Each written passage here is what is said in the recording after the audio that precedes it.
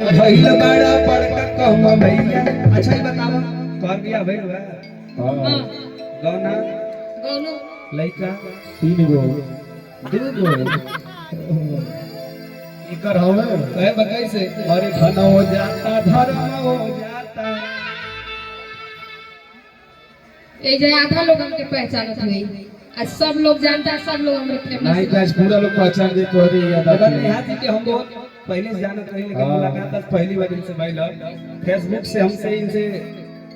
Programme में इनका live देखे तनी हमारा लाइव प्रोग्राम देखा लेकिन आज बड़ा अच्छा लगा था कि नेहा तिवारी जी से मुलाकात भइल बा। अखिलेश एक बार भैया। वही क्षेत्र के है बाड़ी एक बार जोरदार ताली बजा दी सब लोग। क्या बात है। अरे ये सब लोग इतना भाग्यशाली हमनी के बानी की लोग हमनी के साथे प्रोग्राम करने थे सब बड़ा बड़ा लोग के साथे गोलू राजा खेसारी कमल सिंह सबका साथे रहली लेकिन हमनी के भाग्यशाली बानी की आज नटवा के पांव पे जो धरती पाले के अवसर मिलल हमरे जयप्रकाश भैया के बिल्कुल में हमनी के खुशी के बात बा। आई बड़ी भाव से औरतिया कहत दिया कैसे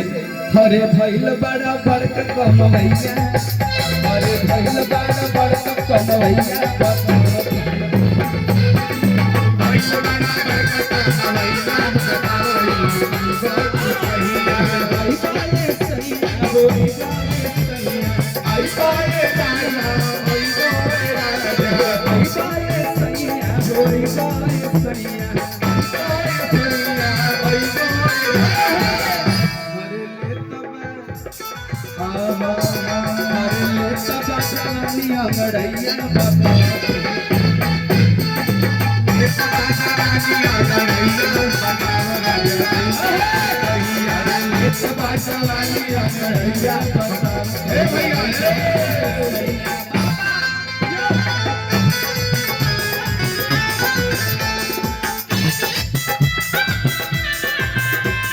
ए भैया हेलो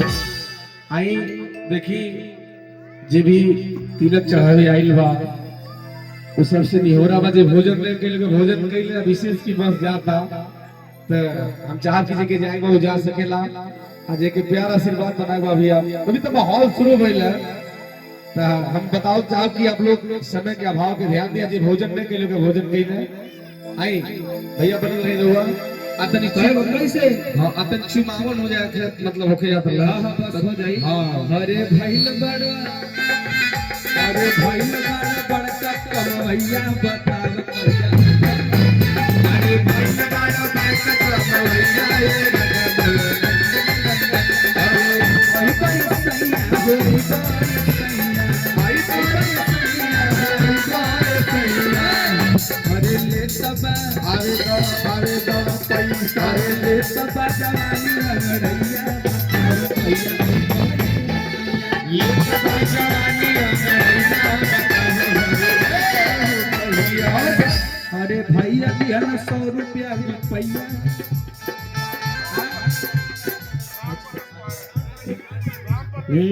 राम प्रदेश पांडे क्या बात है पांडे जी काहे रहुआ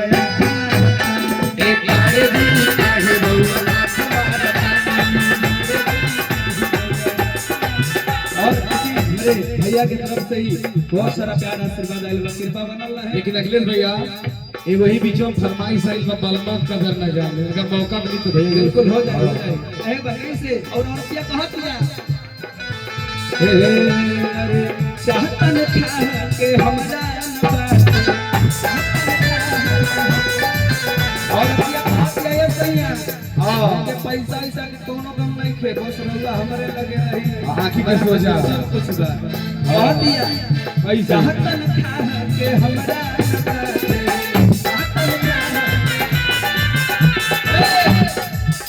अरे सेज पकड़े तोहरे खानी तोहरे खानी बाटे आहो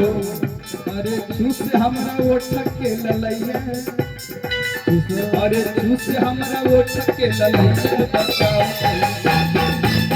अरे तू से हमरा ओठ के ललैया तू से हमरा ओठ के ललैया चलिया में तो हंसना हमें तो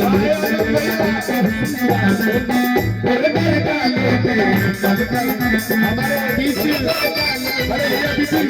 हमें तो लूट लिया अरे भाई हमें तो लूट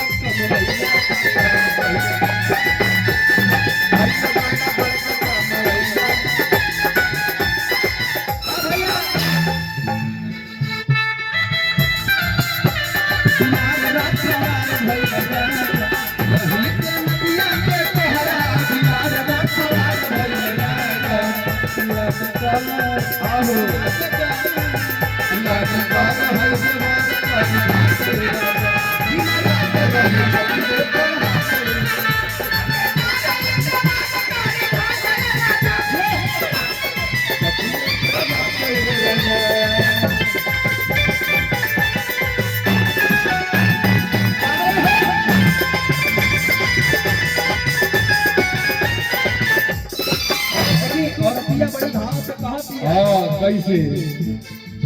कपड़ा के भीतर लगाई के भीतर औतिया लगा के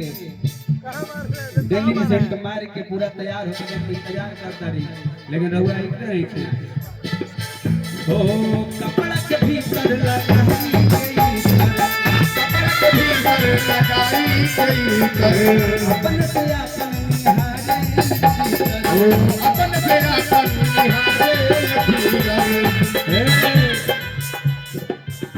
अरे छोड़ा खिले से लड़ी कैया अरे छोड़ा खिले से लड़ी कैया अरे छोड़ा